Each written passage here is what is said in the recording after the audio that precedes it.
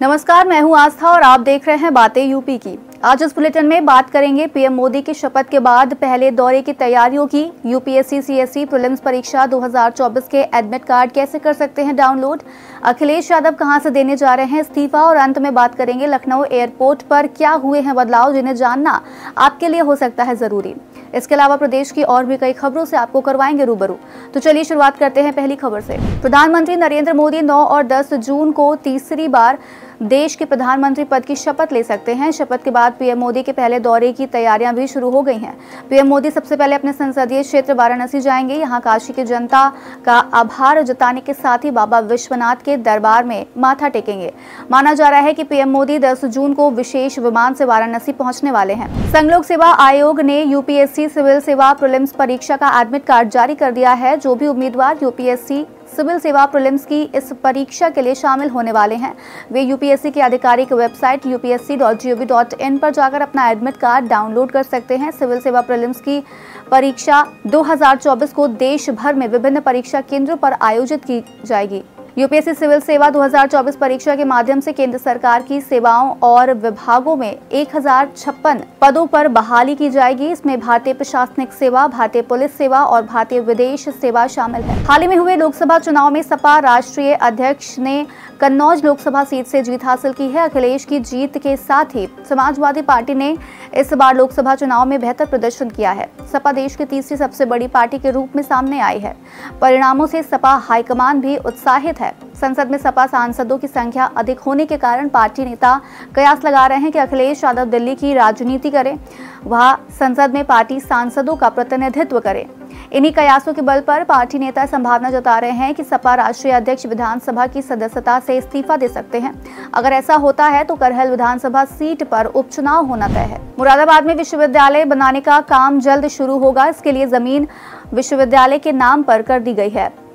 इसके बाद लोक निर्माण विभाग के अधिकारियों ने वहां का दौरा किया। लोक निर्माण विभाग ने यूनिवर्सिटी के लिए 299 करोड़ का एस्टीमेट बनाकर शासन को भेजा था, लेकिन शासन से स्वीकृति मिलने के बाद 121.33 करोड़ का टेंडर पास हो गया।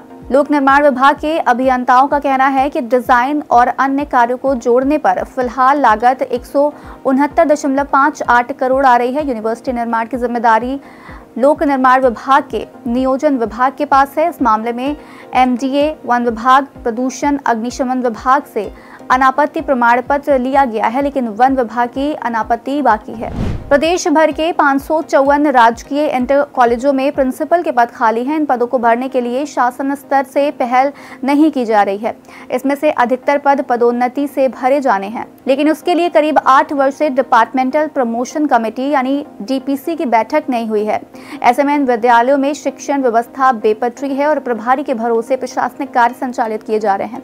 प्रदेश में जीआईसी प्रिंसिपल के 954 पद हैं। इनमें से सीधी भर्ती के जरिए 430 पदों को भरने का प्रावधान है। उत्तर प्रदेश लोक सेवा आयोग से इन पदों के लिए भर्ती होती है। समय समय पर ये भर्ती हुई है, इसलिए इस कैटेगरी के 313 पद भरे हैं और 117 पद खाली हैं। श्री काशी विश्वनाथ धाम का दायरा अब मां विशालाक्षी के चौखट तक होगा। विस्तारीकरण के लिए सर्वे का काम चुनाव के पहले ही पूरा हो चुका है। सर्वे की रिपोर्ट आने के बाद अब काम आगे बढ़ाया जा सकेगा।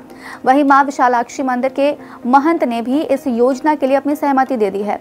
महंत ने प्रधानमंत्री को पत्र लिखकर विस्तारीकरण को समय की जरूरत बताया था। शक्तिपीठ माता विशालाक्षी के मंदिर में श्रद्धालुओं की संख्या भी बढ़ी है। योजना के तहत बाबा के धाम से लेकर विशालाक्षी मंदिर तक गली को चौड़ा किया जाएगा। काशी विश्वनाथ मंदिर के गलियारे के विस्तार के बाद विशालाक्षी मंदिर से बाबा के धाम में आने का मार्ग सुगम हो जाएगा। कटे फटे और बेकार नोटों के मामले में 500 के नोट सबसे तेज रफ्तार से भाग रहे हैं। 3 साल पहले करीब 200 करोड़ पीस 500 रुपए के आए और अब बढ़कर 600 करोड़ से भी ज्यादा हो गए। 10, 20 और 50 के नोट सबसे कम खराब हो रहे हैं। पिछले 3 साल में इनकी संख्या घटकर करीब आधी रह गई है। आरबीआई के मुताबिक 2000 के नोट बंद होने की वजह से सबसे तेजी से केंद्रीय बैंक पहुंचे। 3 वर्ष में आरबीआई पहुंचने वाले 2000 की संख्या करीब 5 गुना हो गई। वहीं 500 के नोट की बात करें तो सबसे ज्यादा चलन में होने की वजह से सबसे ज्यादा खराब भी यही करेंसी हो रही है। उत्तर प्रदेश प्रदूषण नियंत्रण बोर्ड की टीम ने जांच की तो पता चला कि कानपुर के 6 नाले सीधे गंगा में गिर रहे हैं। जैवोपचारण यानी कि बायो रेमेडिएशन विधि से नालों को शोधित करने के लिए बैक्टीरिया कल्चर ही नहीं डाले गए।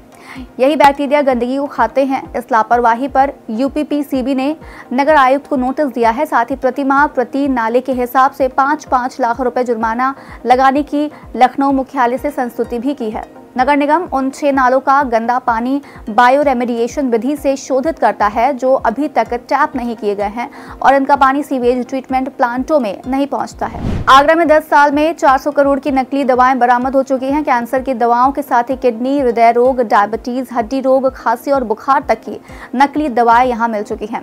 आगरा से ही पूर्वांचल के बाजार को नकली दवाएं भेजने के रैकेट का पर्दाफाश हो चुका है। आगरा से पश्चिम बंगाल होते हुए बांग्लादेश तक नकली दवाओं की सप्लाई हो रही है। अवैध कारोबार पर कई बार पुलिस और औषधि विभाग ने छापेमारी की। करोड़ों की दवाओं को जब्त कर मुकदमे तक लिखे गए, लेकिन हर बार दवा माफिया लोगों की जान से खिलवाड़ कर रहे हैं। लखनऊ के चौधरी चरण सिंह अंतर्राष्ट्रीय एयरपोर्ट पर विदेशी उड़ानों के संचालन में बदलाव किया गया है। घरेलू के बाद अब अंतर्राष्ट्रीय उड़ानों के यात्रियों की आवाजाही भी अब नए टर्मिनल 3 से होगी। 8 जून की सुबह 6 बजे से अंतर्राष्ट्रीय उड़ानों का परिचालन नए टर्मिनल से किया जाएगा। Thai Air Asia, IndiGo, Air India Express, Saudia airlines, Oman Air और फ्लाई दुबई सहित कई फ्लाइट नए टर्मिनल से अपना संचालन शुरू करेंगे।